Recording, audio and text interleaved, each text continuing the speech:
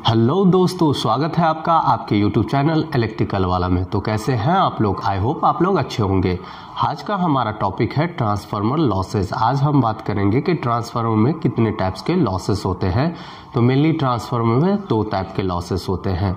तो हम आज ये टॉपिक पढ़ रहे हैं इसलिए कि ये ज़्यादातर इलेक्ट्रिकल इंटरव्यू में आपको पूछे जाएंगे कि ट्रांसफार्मर के लॉसेस के बारे में आप बताइए।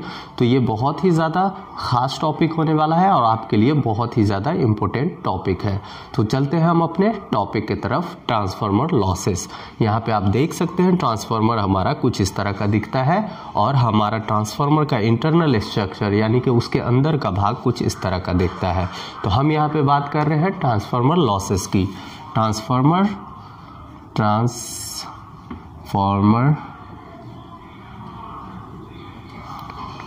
लॉसेस। ट्रांसफार्मर लॉसेस के बारे में जानने से पहले हम ट्रांसफार्मर का इंटरनल स्ट्रक्चर देख लेते हैं। ट्रांसफार्मर में एक कोर होता है, कुछ इस तरह का होता है हमारा इंटरनल, ठीक है। इस तरह का कोर होता है, ठीक है। उसमें 2 कॉइल होते हैं, एक तो हमारा प्राइमरी में होता है, इस तरह का कॉइल होता है हमारा, एक तो हमारा प्राइमरी में होता है और दूसरा हमारा सेकेंडरी में होता है। इस तरह का हमारा कॉइल होता है, ठीक है। ये हमारा प्राइमरी कॉइल हो गया और ये हमारा सेकेंडरी कॉइल हो गया, ठीक है। हम इसमें वोल्टेज अप्लाई देते हैं, 11 kV मान लेते हैं। हमने यहाँ पे 11 kV दिया, ये हमारा वोल्टेज 11 kV है, ठीक है। उसकी वजह से इसमें करंट फ्लो होता है I, ठीक है। और यहाँ पे हम लोड लगा देते हैं, ठीक है। और इसकी वजह से इसमें करंट फ्लो होता है I2।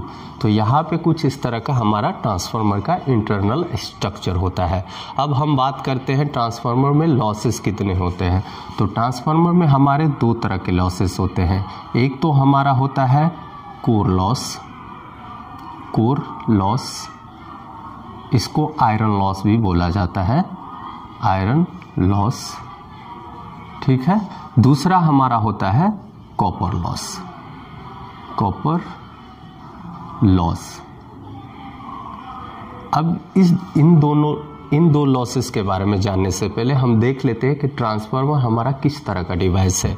यहाँ पे देखिए, ट्रांसफार्मर हमारा स्टैटिक डिवाइस है, यानी कि इस डिवाइस के अंदर कोई मूविंग पार्ट नहीं, यानी कि घूमता फिरता नहीं है। ये आराम से एक जगह पे रहता है और यहाँ वोल्टेज देते हैं तो हमें उस तरफ ले जाके दे देता है। उसी जगह अगर हम मोटर की बात करते हैं तो ये हमारा मोटर है, ठीक है। ये हमारा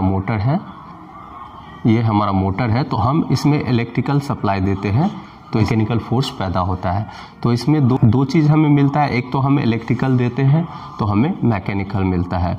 तो इसमें 2 तरह के लॉसेस हो सकते हैं, या इलेक्ट्रिकल की वजह से भी लॉसेस होगा और मैकेनिकल की वजह से भी लॉसेस होगा। लेकिन यहाँ पे हम ट्रांसफार्मर में क्या देते हैं? इलेक्ट्रिकल। इसमें मैकेनिकल का कोई ऐसा लफड़ा नहीं है क्योंकि ये स्टैटिक डिवाइस है, शांत डिवाइस है, यानी कि आराम से ये काम करके देता है। इसमें कुछ घूमने फिरने वाला कुछ ऐसा चीज़ नहीं है।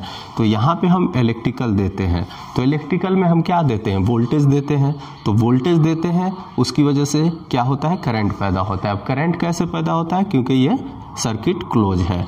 तो हमारे जो लॉसेस होते हैं ट्रांसफार्मर में, ये 2 वजह से ही होते हैं, एक तो वोल्टेज और एक करंट, ठीक है। हमारा जो वोल्टेज की वजह से लॉस होता है वो हमारा कोर लॉस होता है, और करंट की वजह से जो लॉस होता है वो हमारा कॉपर लॉस होता है। वोल्टेज लॉस जो होता है हमारा, वो हमारा कांस्टेंट होता है, कांस्टेंट, यानी कि कोर लॉस जो होता है वो हमारा कांस्टेंट होता है क्योंकि वोल्टेज की वजह से होता है।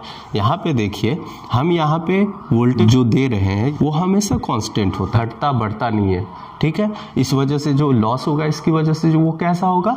वो कांस्टेंट ही होगा। अब हम यहाँ पे कर लेते हैं दूसरे नंबर की कॉपर लॉसेस की।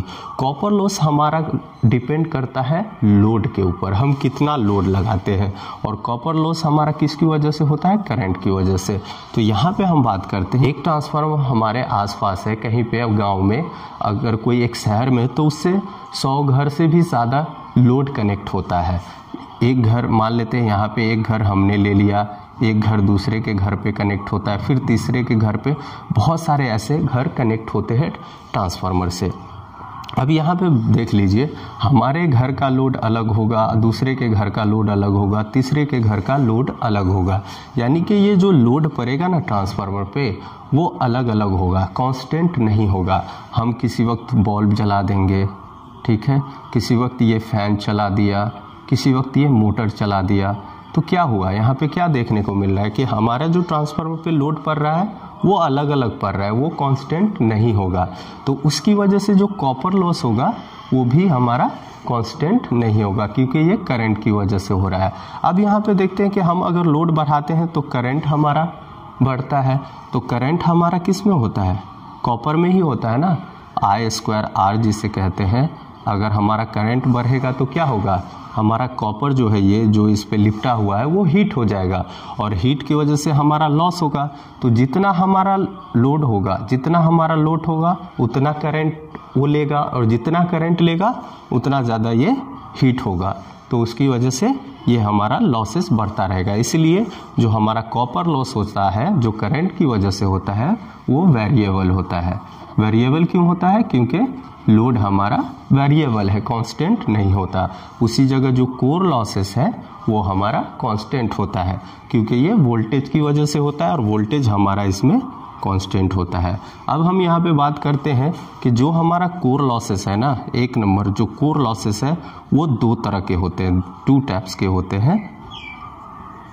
एक तो हमारा होता है उसके अंदर ईडी करंट लॉस, और दूसरा हमारा होता है हाइस्टेरेसिस लॉस। इन दोनों टॉपिक को हम बाद में देखेंगे, क्योंकि ये दोनों टॉपिक को अगर कवर करने चले तो हमारा वीडियो कुछ ज़्यादा ही बढ़ जाएगा। तो आई होप आप लोगों को मेरे वीडियो से कुछ जानकारी मिली हो। अगर आप लोगों को मेरे वीडियो से कुछ जानकारी मिलती है और इस वीडियो में कुछ रह जाता है तो आप नीचे कमेंट बॉक्स में कमेंट करें, और मेरे वीडियो को ज़्यादा से ज़्यादा लाइक करें, शेयर करें, और चैनल को तो सब्सक्राइब करना बिल्कुल ना भूलें। मिलते हैं आपसे अगले वीडियो में अगले टॉपिक के साथ, तब तक के लिए बाय बाय, टेक केयर।